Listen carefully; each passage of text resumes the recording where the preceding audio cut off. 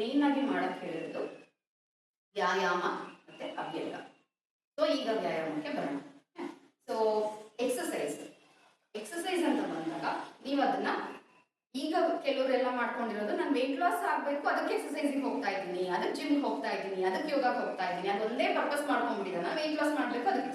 But ಆಯುರ್ವೇದದಲ್ಲಿ ಹೇಳಿರುವಂಥದ್ದು ಎಲ್ಲರೂ ಕೂಡ ವ್ಯಾಯಾಮವನ್ನ ಮಾಡಲೇಬೇಕು ಡೈಲಿ. ಯಾಕೆ ಅಂತಂದ್ರೆ ನಿಮ್ಮ ಹೆಲ್ತ್ ನ ಮೇಂಟೈನ್ ಮಾಡ್ಕೊಳ್ಳಿಕ್ಕೆ.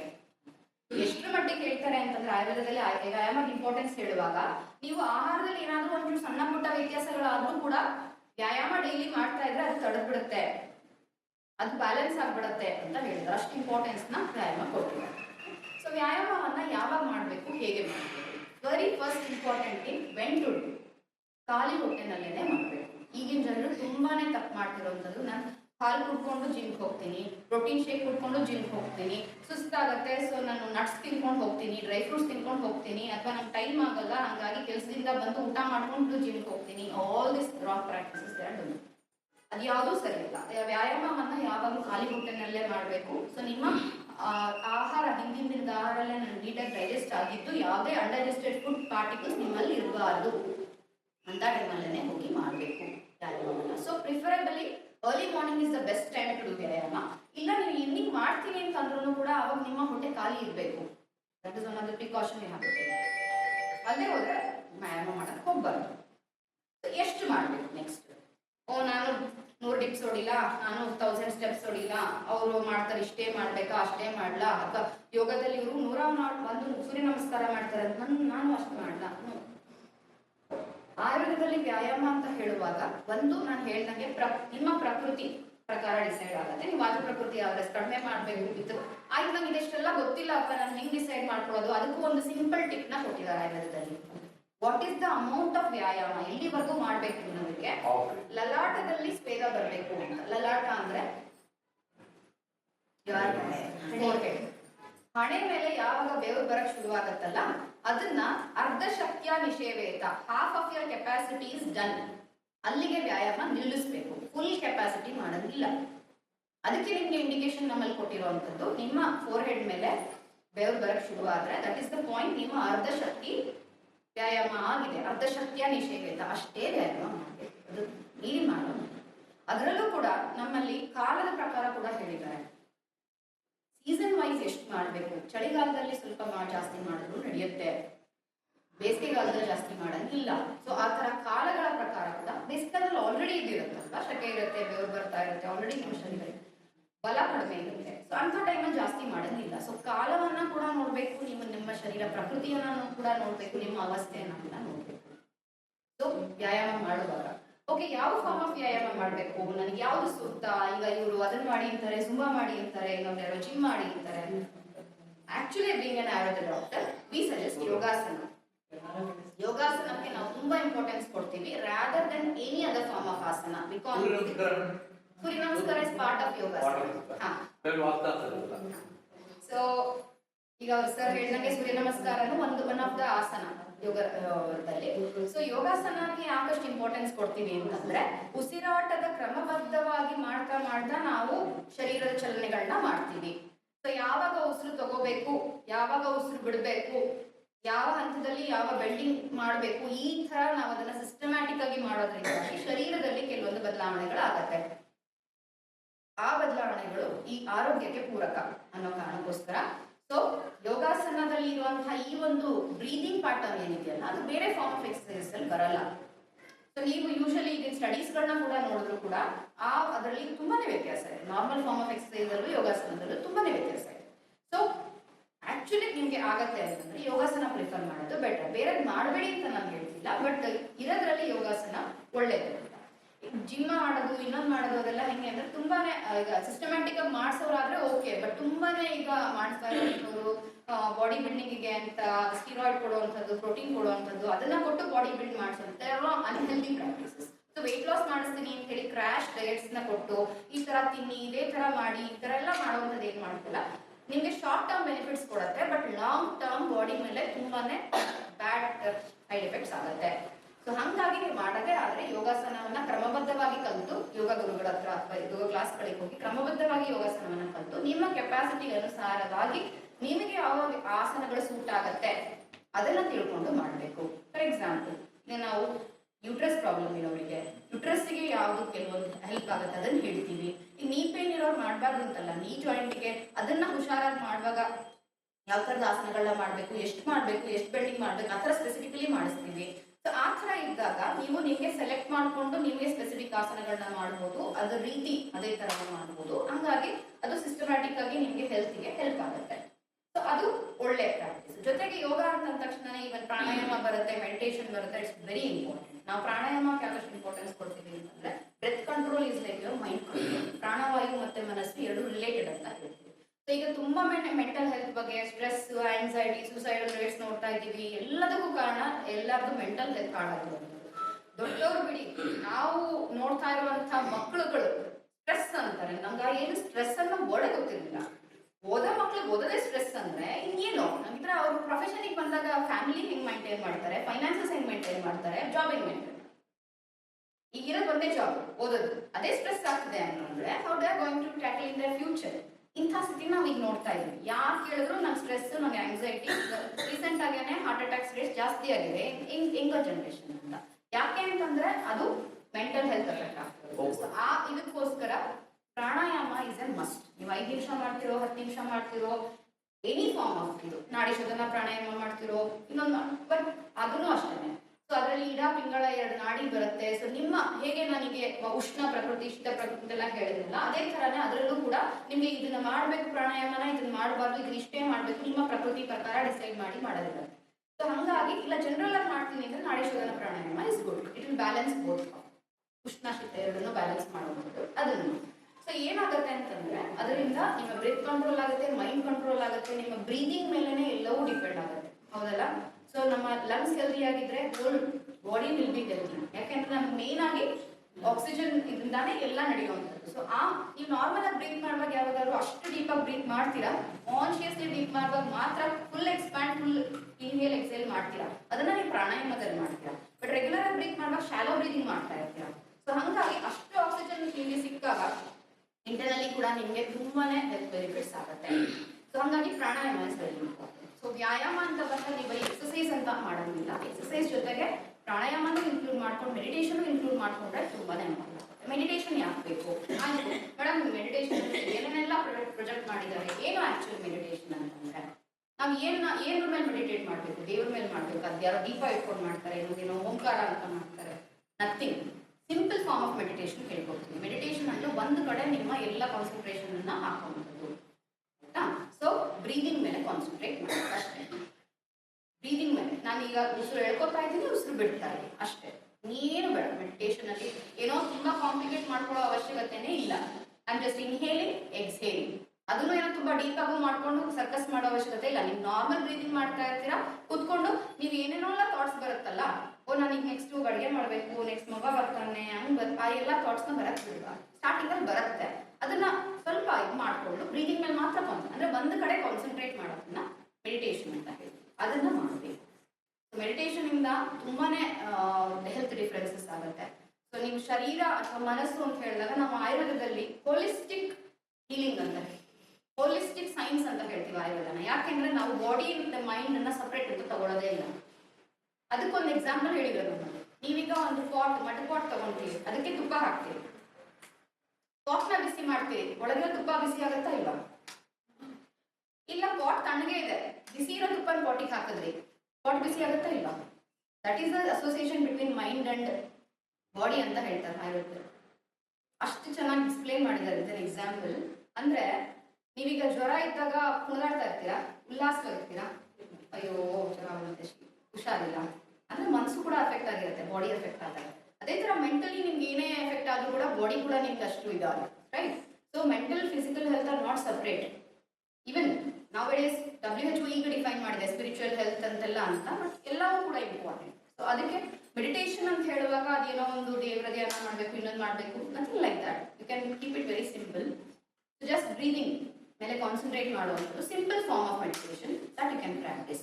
ಅದೇನೋ ಗಂಟೆಗಟ್ಟಲೆ ಕುತ್ಕೊಂಡು ಮಾಡಬೇಕು ಅಂತಲೂ ಇಲ್ಲ, ನಿಮ್ಮ ಕೆಪಾಸಿಟಿಗೆ ಅನುಸಾರ ಇವಾಗ ಒಂದು 5 ಮಿನಿಟ್ಸ್ ಮಾಡಿ, 10 ಮಿನಿಟ್ಸ್ ಮಾಡಿ, ನಿಮ್ಗೆ ಎಲ್ಲಾಗುತ್ತೋ ಅಲ್ಲಿ ಮಾಡಿ, ಯಾವಾಗ ಆಗುತ್ತೋ ಅವಾಗ ಮಾಡಿ. It has got no timing. ವ್ಯಾಯಾಮ ಥರ ನಿಮಗೆ ಖಾಲಿ ಹೊಟ್ಟೆಲಿ ಮಾಡಬೇಕು, ಹಂಗೆ ಮಾಡಬೇಕು, ಹಿಂಗೆ ಮಾಡಬೇಕು, ನಥಿಂಗ್ ಲೈಕ್ ದಟ್. ಇವತ್ತು ಪ್ರಾಣಾಯಾಮನೂ ಅಷ್ಟೇ. ನಿಮ್ಗೆ ಆಫೀಸಲ್ಲಿ ಟೈಮ್ ಆಗುತ್ತಾ ಅಲ್ಲಿ ಮಾಡಿ, ಕೂತಿದ್ದೀರಾ ಅಡುಗೆ ಮೇಲೆ ಇದ್ದೀರಾ ಅಲ್ಲೇ ಒಂದು 5 ನಿಮಿಷ ಪ್ರಾಣಾಯಾಮ ಮಾಡಿ, ನೋ ಟೈಮ್ ವೇಸ್ಟ್. ಮಾಡೋದನ್ನ ನೀಟಾಗಿ ಬ್ರೀದಿಂಗ್ ಹಿಂಗೆ ಮಾಡ್ತಷ್ಟೇ. ಸೊ ಇದು ವ್ಯಾಯಾಮ. ಸೊ ಹೋದರೆ ತುಂಬ ಡೀಪಾಗಿ ಹೋಗ್ಬೋದು, but to time restriction I just touching the topic, ಬೇಸಿಕ್ಸ್ನ ಕವರ್ ಮಾಡ್ತಾರೆ ಆಯ್ತಾ. ಸೊ ವ್ಯಾಯಾಮದ ನೆಕ್ಸ್ಟ್ ನೀವು ಇಂಪಾರ್ಟೆಂಟ್ ಮಾಡಲೇಬೇಕಾಗಿರುವಂಥದ್ದು ಅಭ್ಯಂಗ. ಅಭ್ಯಂಗ ಅಂದರೆ ಈಗ ತುಂಬಾನೇ ಡೈಲ್ಯೂಟ್ ಆಗಿದೆ ಟರ್ಮು. ಸ್ಪಾ, ಏನದು ಮಸಾಜ್ ಸೆಂಟರ್ಸ್, ಆಯುರ್ವೇದ ಅಂದರೆ massage. Feel very sorry to say that. Just abhyanga ಅಂದರೆ ಬರೀ ಆಯುರ್ವೇದ ಅಂದರೆ ಬರೀ ಮಸಾಜ್ ಮಾತ್ರ ಅಲ್ಲ, ಅಥವಾ ಅಭ್ಯಂಗ ಅಂದರೆ ಬರೀ ಮಸಾಜ್ ಮಾತ್ರ ಅಲ್ಲ. ಅಭ್ಯಂಗ ಅಂತಂದರೆ ಎಣ್ಣೆಯನ್ನು ನಿಮ್ಮ ಶರೀರಕ್ಕೆ ಹಚ್ಕೊಳ್ಳೋದು ಅಷ್ಟೇ. ಸೊ ಅದನ್ನ ಹಾಕೊಂಡು ತಿಕ್ಕೊಳ್ಳೇಬೇಕು ಅಂತನೂ ಇಲ್ಲ, ಅಥವಾ ಅದನ್ನ ಹಿಂಗೆ ಮಸಾಜ್ ಮಾಡಬೇಕು ಅಂತನೂ ಇಲ್ಲ, ಏನು. ಸೊ ಅಭ್ಯಂಗದಿಂದ ಏನೆಲ್ಲ ಬೆನಿಫಿಟ್ಸ್ ಹೇಳಿದ್ದಾರೆ ಅಂತಂದ್ರೆ, ನಿಮ್ಗೆ ಏಜ್ ಆಗುತ್ತಲ್ವಾ, ಏನು ಹೇಳ್ತೀವಿ ಯೂಶಲಿ, ಅಯ್ಯೋ ನಿಮ್ಗೆ ವಾಯು ಜಾಸ್ತಿ ಆಗಿದೆ, ಅದಕ್ಕೆ ಮಂಡಿ ನೋವು, ಕಾಲು ನೋವು, ಸೊಂಟ ನೋವು. ವಾಯು ಅನ್ನುವಂಥದ್ದು ಯಾವಾಗ ಜಾಸ್ತಿ ಆಗುತ್ತೆ? ಏಜ್ ಆದಾಗ. ಆ ಏಜ್ ವಾಯು ಪ್ರಿಡಾಮಿನೆಂಟ್ ಏಜ್. ಸೊ ಆ ವಾಯುನ ಕಡಿಮೆ ಮಾಡುತ್ತೆ. ನಿಮಗೆ ಸ್ಟಾರ್ಟಿಂಗಿಂದನೇ ಅಭ್ಯಂಗ ಪ್ರಾಕ್ಟೀಸ್ ಮಾಡ್ಕೊಂಡು ಹೋಗೋದ್ರಿಂದ ನಿಮ್ಮ ಸ್ಕಿನ್ ಚೆನ್ನಾಗಿರುತ್ತೆ, ನಿಮ್ಮ ಈ ವಾತನ ಕಂಟ್ರೋಲ್ ಮಾಡುತ್ತೆ. ಸೊ ಯಾವುದೇ ಥರದ ಪೇನ್ಸ್ಗಳು ಬರದೇ ಇರೋ ಹಾಗೆ, ಈವನ್ ಮೂಳೆಗಳು ಗಟ್ಟಿಯಾಗಿ ಇರೋ ಹಾಗೆ ಎಲ್ಲ ಥರದಲ್ಲೂ ಕೂಡ ಅಭ್ಯಂಗ ಇಸ್ ವೆರಿ ಗುಡ್. ಸ್ಕಿನ್ನಿಗೆ ಒಳ್ಳೇದು, ಹೆಲ್ತಿಗೆ ಒಳ್ಳೇದು, ಎಲ್ಲ ಥರದಲ್ಲೂ ನಿಮ್ಮ ಹೆಲ್ತ್ನ ಮೇಂಟೈನ್ ಮಾಡ್ಕೊಳ್ಳಿಕ್ಕೆ ಅಭ್ಯಂಗದ ಅಭ್ಯಾಸ ತುಂಬ ಒಳ್ಳೆಯದು. ಅಲ್ಲೂ ಕೂಡ ಆಯಿತು ನಾನು ಯಾವುದರಿಂದ ಮಾಡಬೇಕು ಅಂತಂದರೆ ಅದಕ್ಕೆ ಯಾವಾಗ ಮಾಡಬೇಕು, ಯಾವಾಗ ಮಾಡಬಾರ್ದು, ಅದರದ್ದೇ ಆದ ಎಲ್ಲ ಇದೆ. ಸೊ ಒಂದು ಮೇನ್ ನೀವು ನೋಡಬೇಕಾಗಿರೋದಂದ್ರೆ, ಅಜೀರ್ಣ ಇದ್ದಾಗ, ಕಫ ಜಾಸ್ತಿ ಇದ್ದಾಗ ಅಭ್ಯಂಗ ಮಾಡ್ಕೊಳ್ಳೋಕೆ ಹೋಗ್ಬಾರ್ದು. ಅದರ್ವೈಸ್ ಡೈಲಿ ಮಾಡಬೇಕು, ಎಲ್ಲರೂ ಮಾಡಬೇಕು. ಸೊ ಅಜೀರ್ಣ ಏನಾದ್ರು ನಿಮಗೆ ಆಗಿದೆ ಅಂತ ಅನಿಸಿದ್ರೆ ಅಂತ ಟೈಮಲ್ಲಿ ಮಾಡ್ಕೊಳ್ಳೋಕೆ ಹೋಗ್ಬೇಡಿ, ಮೈ ಭಾರ ಆಗುತ್ತೆ, ಆವಾಗ ಇನ್ನೂ ಆ್ಯಕ್ಚುಲಿ ಬ್ಯಾಡ್ ಆಗುತ್ತೆ ಒಳ್ಳೇದಕ್ಕಿಂತ. ಅದೇ ಥರ ಕಫ ನಿಮ್ಗೆ ಅಲ್ಲಿ ಶರೀರದಲ್ಲಿ ಆಲ್ರೆಡಿ ಕಫ ಜಾಸ್ತಿ ಇದೆ ಅಂದರೆ ಅದಕ್ಕೆ ಟ್ರೀಟ್ಮೆಂಟ್ ತಗೊಳ್ಳಿ, ಆಮೇಲಿಂದ ಅಭ್ಯಂಗ ಶುರು ಮಾಡಿ. ಅದರ್ವೈಸ್ ಡೈಲಿ ಸಡನ್ನಾಗಿ ಶುರು ಮಾಡಬೇಡಿ. ಅದ್ರಲ್ಲಿ ಮಾಡ್ಕೊಳ್ಳೋ ಆಯಿಲಲ್ಲೂ ಕೂಡ ನಾನು ಮೆಡಿಕೇಟೆಡ್ ಆಯಿಲೇ ತಗೋಬೇಕು ಅಂತ ಏನಿಲ್ಲ. ನಿಮ್ಮ ಶರೀರದ ಇದರ ಪ್ರಕಾರ ನಿಮ್ಮದು ಉಷ್ಣ ಶರೀರ ಅಂತ ಆದರೆ ಕೊಬ್ಬರಿ ಎಣ್ಣೆ ಬೆಸ್ಟ್ ಆಗುತ್ತೆ, ಬಿಕಾಸ್ ಕೊಬ್ಬರಿ ಎಣ್ಣೆ ತಂಪು. ನಿಮ್ದು ಶೀತ ಶರೀರ, ವಾತ ಕಫ ರಿಲೇಟೆಡ್ ಆದರೆ ಹರಳೆಣ್ಣೆ ಬೆಸ್ಟ್ ಆಗುತ್ತೆ, ಅಥವಾ ಎಳ್ಳೆಣ್ಣೆ ಕೂಡ ಯೂಸ್ ಮಾಡ್ಬೋದು. ಎಳ್ಳೆಣ್ಣೆ ಕೂಡ ಉಷ್ಣ. ಎಳ್ಳೆಣ್ಣೆ ಅಥವಾ ಹರಳೆಣ್ಣೆ ಈ ವಾತ ಮತ್ತೆ ಕಫದವರಿಗೆ ಬೆಸ್ಟ್ ಆಗುತ್ತೆ. ಶೀತ ಬಾಡಿ ಅನ್ನೋರಿಗೆ ಅದೆರಡು ಉಷ್ಣ ಇರೋದ್ರಿಂದ ಆ ಆಯಿಲ್ ಯೂಸ್ ಮಾಡ್ಬೋದು. ನಂದು ಉಷ್ಣ ಬಾಡಿ ಅನ್ನೋರಿಗೆ ಕೊಬ್ಬರಿ ಎಣ್ಣೆ ತಂಪು, ಸೊ ಅದನ್ನ ಯೂಸ್ ಮಾಡ್ಬೋದು. ಇಲ್ಲ ನಿಮಗೆ ಸ್ಪೆಷಲ್ ಬೆನಿಫಿಟ್ಸೇ ಬೇಕು ಅಂತಂದ್ರೆ ಮೆಡಿಕೇಟೆಡ್ ಆಯಿಲ್ಸ್ಗಳನ್ನೇ ಬಳಸ್ಕೊಂಡು ಅವುಗಳನ್ನ ಡೈಲಿ ಅಭ್ಯಂಗಕ್ಕೂ ಕೂಡ ಬಳಸ್ಬೋದು. ಸೊ ಅಭ್ಯಂಗದಲ್ಲಿ ವಿಶೇಷವಾಗಿ ಶಿರಸ್ಸಿಗೆ, ಎಸ್ಪೆಷಲಿ ನೆತ್ತಿಗೆ ಎಣ್ಣೆ ಹಾಕಲೇಬೇಕು, ಪಾದಕ್ಕೆ ಎಣ್ಣೆ ಹಾಕಲೇಬೇಕು. ನೀವು ರಿಫ್ಲೆಕ್ಸಾಲಜಿನಲ್ಲಿ ಓದಿರ್ತೀರಿ, ಕೆಳಗಡೆ ಎಲ್ಲ ಮರ್ಮ ಪಾಯಿಂಟ್ಸ್, ವೈಟಲ್ ಪಾಯಿಂಟ್ಸ್ ಇರುತ್ತೆ. ಜಸ್ಟ್ ನಾವು ಪಾದಕ್ಕೆ ಎಣ್ಣೆ ಹಚ್ಚೋದ್ರಿಂದಾಗಿ ಹೋಲ್ ಬಾಡಿ ರಿಜುವಿನೇಟ್ ಆಗುತ್ತೆ ಅಂತ ಅದೆಲ್ಲ ಆಯುರ್ವೇದದಲ್ಲಿ ಹೇಳ್ಕೊಂಡ್ಬಿಟ್ಟು ಕಾಲಿಗೆ ಪಾದಕ್ಕೆ ಎಣ್ಣೆ ಹಾಕಲೇಬೇಕು, ನೆತ್ತಿಗೆ ಇಡಬೇಕು. ಸೊ ಈವನ್ ಏನೋ ಮಾಡ್ಕೊಳಕ್ಕಾಗಲಿಲ್ಲ, ನಾಭಿ ಅಂಬೆಲಿಕಲ್ ಕಾರ್ಡ್ ಇದೆಲ್ಲ, ನಮ್ಮ ಮೇಜರ್ ವೇನ್ಸ್ ಅಂಡ್ ಆರ್ಟರೀಸ್ ಎಲ್ಲ ಅಲ್ಲಿಂದನೇ ಹೋಗುವಂಥದ್ದು. ಸೊ ನೀವು ಅಲ್ಲಿಗೊಂಚೂರು ಎಣ್ಣೆ ಹಾಕೊಂಡ್ರು ಕೂಡ ನಿಮಗೆ ಅದ್ರದ್ದಾಗಿ ಸ್ವಲ್ಪ ನಾವು ಬೆನಿಫಿಟ್ಸ್ ಆದರೂ ಆಗುತ್ತೆ. ಈಗ ಅದನ್ನ ನಾಭಿ ಅಭ್ಯಂಗ ಅಂತಾನೆ ಫೇಮಸ್ ಮಾಡಿದ್ದಾರೆ ಸುಮಾರು ಜನ ಯೂಟ್ಯೂಬರ್ಸ್. ಆ ಥರ ಎಲ್ಲ ಆಯುರ್ವೇದ ಪ್ರಚಾರ ಮಾಡ್ತಾರೆ. ಅಟ್ಲೀಸ್ಟ್ ಅಭ್ಯಂಗನ ಡೈಲಿ ಮಾಡ್ಕೊಳಕ್ಕಾಗಲಿಲ್ಲ, ನಿಮ್ಗೆ ಯಾವಾಗೆಲ್ಲ ಆಗುತ್ತೋ ಆವಾಗ ಅಟ್ಲೀಸ್ಟ್ ವಾರಕ್ಕೊಂದ್ಸಲಿ, ಮುಂಚೆ ಅಟ್ಲೀಸ್ಟ್ ವರ್ಷಕ್ಕೊಂದ್ಸಲ ನಾವು ಹಾಕೊಳ್ಳೋರು ಹಬ್ಬದ ಟೈಮಲ್ಲಿ. ಈಗ ಅದನ್ನು ಬಿಟ್ಬಿಟ್ಟಿದ್ದಾರೆ, ಎಲ್ಲಿ ಯಾರಿಗೆ ಟೈಮ್ ಇಲ್ಲ, ಅದ್ನ್ಯಾರು ಹಾಕೋತಾರೆ ಇದ್ಯಾರು ಹಾಕೋತಾರೆ ಅಂತ. ಸೊ ಆ ಥರ ಅಭ್ಯಂಗವನ್ನು ಮಾಡ್ಕೋಬೇಕು ಡೈಲಿ. ಅದಾದ್ಮೇಲಿಂದ ಸ್ನಾನದಲ್ಲೂ ಏನಾದ್ರು ಹೇಳೋದಿದೆಯಾ ಆಯುರ್ವೇದದಲ್ಲಿ? ಎಲ್ಲದ್ರ ಬಗ್ಗೆ ಹೇಳಿ. ಯಾಕೆ ಹೇಳ್ತಾ ಇದ್ದೀನಿ ಅಂದ್ರೆ, ಎಷ್ಟೊಂದು ಜನ ಹೇರ್ ಫಾಲ್ ಅಂತ ಬರ್ತಾರೆ. ಸೊ ಅವರೆಲ್ಲ ಹೆಂಗೆ ಅಂತಂದ್ರೆ, ಹೇರ್ ಫಾಲ್ ತಲೆಗೆ ತುಂಬಾ ಬಿಸಿ ನೀರು ಬಳಸುವಂಥ ಅಭ್ಯಾಸ ಇರುತ್ತೆ. ಆಯುರ್ವೇದದಲ್ಲಿ ಕ್ಲಿಯರ್ ಆಗಿ ಹೇಳಿರುವಂಥದ್ದು, ನೀವು ಕುತ್ತಿಗೆಯಿಂದ ಮೇಲ್ಭಾಗಕ್ಕೆ ಹಾಕೋ ನೀರು ಬೆಚ್ಚಗಿರ್ಬೇಕು ಅಥವಾ ಆದಷ್ಟು ತಣ್ಣಗಿರ್ಬೇಕು, ಲ್ಯೂಕ್ವಾರ್ಮ್. ಅದಕ್ಕೆ ಶರೀರಕ್ಕೆ ಹಾಕುವಂಥದ್ದನ್ನ ಸ್ವಲ್ಪ ಬಿಸಿ ಹಾಕೊಳ್ಳಿ, ನಡೆಯುತ್ತೆ. ಬಟ್ ತಲೆಗೆ ಯಾವಾಗಲೂ ಲ್ಯೂಕ್ವಾರ್ಮೇ ಹಾಕಬೇಕು. ಯಾಕೆ ಅಂದ್ರೆ ಅದು ಕಣ್ಣಿನ ಆರೋಗ್ಯಕ್ಕೂ ಒಳ್ಳೇದಲ್ಲ, ಇವನ್ ನಿಮ್ಮ ಕೂದಲಿನ ಆರೋಗ್ಯಕ್ಕೂ ಒಳ್ಳೇದಲ್ಲ. So even if you are suffering from hair fall ಅಂತಂದ್ರೆ, just see that may be one of the reason. ನಿಮ್ಮ ಮೈಗ್ರೇನಿಂದ ಸಫರ್ ಮಾಡಿದ್ರೆ see may be one of the reason. ತುಂಬಾ ಬಿಸಿ ನೀರನ್ನು ತಲೆಗೆ ಬಳಸ್ಕೋಬಹುದು. ಸೊ ಸ್ನಾನವನ್ನ ಆದಷ್ಟು ಈ ತರ ಮಾಡಬೇಕು. ಇವನ್ ಋತು ಬೇರೆ ಬೇರೆ ಸೀಸನ್ ಅಲ್ಲಿ ಬೇರೆ ಬೇರೆ ಥಿಂಗ್ಸ್ ನ ಹಾಕೊಂಡು ಸ್ನಾನ ಮಾಡೋದು ಎಲ್ಲ ಕೇಳಿದ್ರೆ ಅಟ್ಲೀಸ್ಟ್ ಇಷ್ಟು ನಾವು ಫಾಲೋ ಮಾಡ್ತೀವಿ. ಮೇಡಮ್ ಇಷ್ಟೆಲ್ಲ ಹೇಳಿದ್ರಲ್ಲ, ನೀವು ಮಾಡ್ತಿದ್ದೀರಾ? ಇಷ್ಟೆಲ್ಲ ಮಾಡಕ್ ಟೈಮ್ ಯಾರಿಗಿರುತ್ತೆ? ಇದನ್ನ ಹೆಂಗ್ ಮಾಡೋದು? ಇಷ್ಟೆಲ್ಲ ಮಾಡ್ತಾ ಕುತ್ಕೊಂಡ್ರೆ ಇಡೀ ದಿನ ನಾವು ಅಡುಗೆ ಮಾಡೋದು ಯಾವಾಗ, ಮಕ್ಳಿಗೆ ಅಡುಗೆ ಕಳ್ಸೋದು ಯಾವಾಗ? ಅದೆಲ್ಲ ಪಾಸಿಬಲ್ ಇದೆಯಾ? ಪ್ರಾಕ್ಟಿಕಲಿ ಮಾಡ್ತಾ ಇದ್ದೀವಿ, ಪ್ರಾಕ್ಟಿಕಲಿ ಪಾಸಿಬಲ್ ಇದೆ ಆಯ್ತಾ? ಶಾರ್ಟ್ ಕಟ್ ಅಲ್ಲಿ ಮಾಡೋಣ. ಹೆಂಗ್ ಮಾಡ್ತೀನಿ ಅಂತ ಹೇಳಿ. ಸೊ ಈಗ ಬೆಳಗ್ಗೆ ಎದ್ದೆ ನಾನು, ಆಯ್ತು ಓಕೆ, ಮೋಷನ್ಗೆಲ್ಲ ಹೋಗಿ ಬಂದೆ. ಈವನ್ ನೀವು ಇನ್ನೂ ಶಾರ್ಟ್ ಕಟ್ ಮಾಡ್ಬೇಕಂದ್ರೆ ಮೋಷನ್ ಹೋಗುವಾಗಲೇ ಬಾಯಿಗೆ ಎಳ್ಳೆಣ್ಣೆ ಹಾಕೊಂಡು ಹೋಗಿ ಮಾಡ್ಬೋದಾ? ಅಲ್ಲಿ ಎಕ್ಸ್ಟ್ರಾ ಟೈಮ್ ಬೇಕಾ? ಎಣ್ಣೆ ಹಚ್ಕೊಂಡೆ ಅಡುಗೆ ಮನೆಗೆ ಹೋಗಿ, ಪಾದಕ್ಕೆ ಆಮೇಲೆ ಹಚ್ಕೊಳ್ಳಿ ಬೇಕಿದ್ರೆ. ಎಣ್ಣೆ ಹಚ್ಕೊಂಡೆ ಒಂದು ಹಳೆ ನೈಟ್ ಇಟ್ಕೊಳ್ಳಿ, ಹಾಕೊಳ್ಳಿ, ಹೋಗಿ. ಅಷ್ಟು ತನಕ ಎಣ್ಣೆನೂ ಅಬ್ಸರ್ವ್ ಮಾಡ್ಕೊಂಡಿರುತ್ತೆ, ಆಮೇಲೆ ವ್ಯಾಯಾಮನೂ ಆಗಿರುತ್ತೆ, ಅಥವಾ ಓಡಾಡ್ತಾ ಇರ್ತೀರ, ವ್ಯಾಯಾಮನೂ ಆಗಿರುತ್ತೆ, ಆಮೇಲೆ ಸ್ನಾನಕ್ಕೆ ಹೋಗಿ. ಏನು ಅದಕ್ಕೆಲ್ಲ ಅರ್ಧ, ಈವನ್ ಎಷ್ಟೋ ಸಲ ಒಬ್ಬರೇ ಇದ್ದಾಗ ಹಂಗೆ ಮಾಡ್ಬೋದು. ಇಲ್ಲ ಅಂತಂದ್ರೆ ಅಟ್ಲೀಸ್ಟ್ ನೀವು ಇದಕ್ಕೆ ಹೋದಾಗ, ವಾಶ್ರೂಮ್ಗೆ ಹೋದಾಗಲೇ ಅಲ್ಲೊಂದು ಸ್ವಲ್ಪ ಎಣ್ಣೆ ತಗೊಂಡು ಹಚ್ಕೊಂಡು ನೀವು ಅಷ್ಟೊತ್ತಿಗೆ ಎಲ್ಲ ಬ್ರಷ್ ಇಷ್ಟೆಲ್ಲ ಮಾಡೋ ಅಷ್ಟೊತ್ತಿಗೆ ಒಂದು 5 ನಿಮಿಷ ಆಗಿರುತ್ತೆ, ಅಲ್ಲೇ ಸ್ನಾನ ಮಾಡ್ಕೊಂಡು ಬಂದ್ಬಿಟ್ಟು. ಇನ್ನು ಹಸೆ ಹಾಕೊಳ್ಳೋಕೆ ಎಷ್ಟು ನಿಮಿಷ ಬೇಕು? 1 ನಿಮಿಷ ಸಾಕು. ಗಂಡು ವಿಷಯ ಇದ್ರ ಜೊತೆಗೆ ಮುಗ್ದೋಯ್ತು.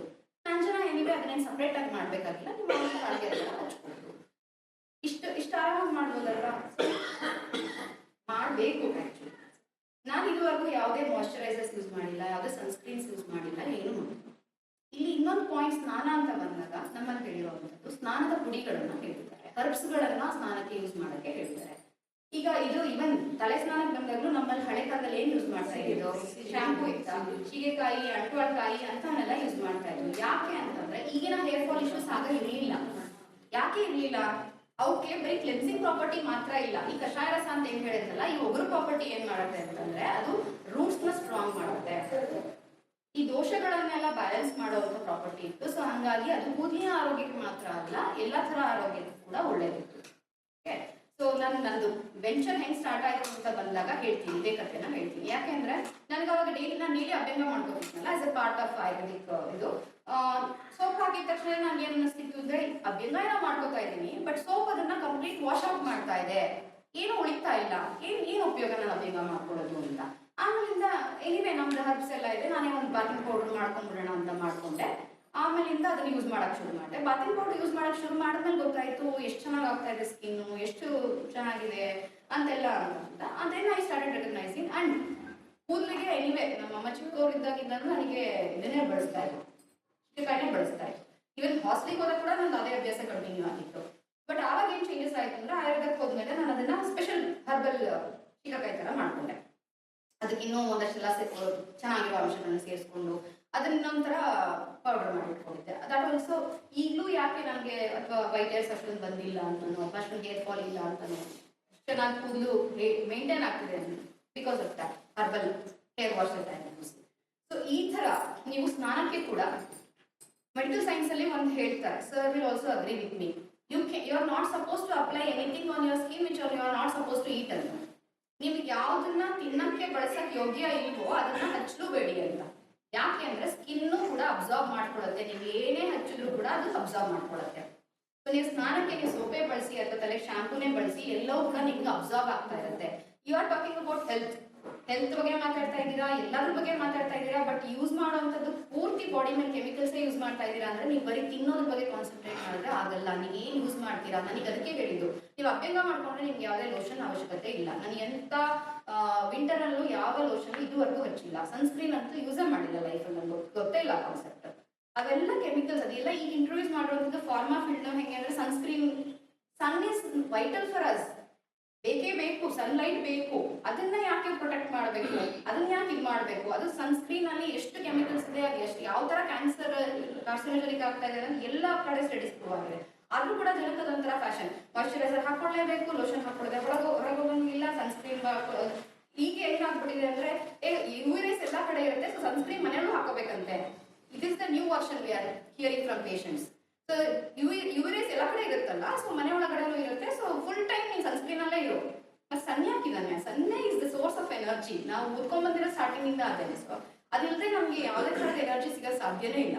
ಸೊ ಅದನ್ನ ನಾವು ಪ್ರೊಟೆಕ್ಟ್ ಮಾಡ್ಬೇಕು ಅಂತಂದ್ರೆ ಎಂಥ ವಿಪರ್ಯಾಸ ಇದೆ. ಸೊ ಈ ತರದ್ ಎಲ್ಲದನ್ನು ನೀವು ಫಾಲೋ ಮಾಡ್ತಾ ಹೋದ್ರೆ at least up to some extent ನೀವು ಕೆಮಿಕಲ್ಸ್ ಗಳನ್ನ ಅವಾಯ್ಡ್ ಮಾಡಬಹುದು. ಸೊ ಸ್ನಾನದ ಅಭ್ಯಾಸದಲ್ಲಿ ಇವುಗಳನ್ನ ಮಾಡ್ಕೋಬಹುದು.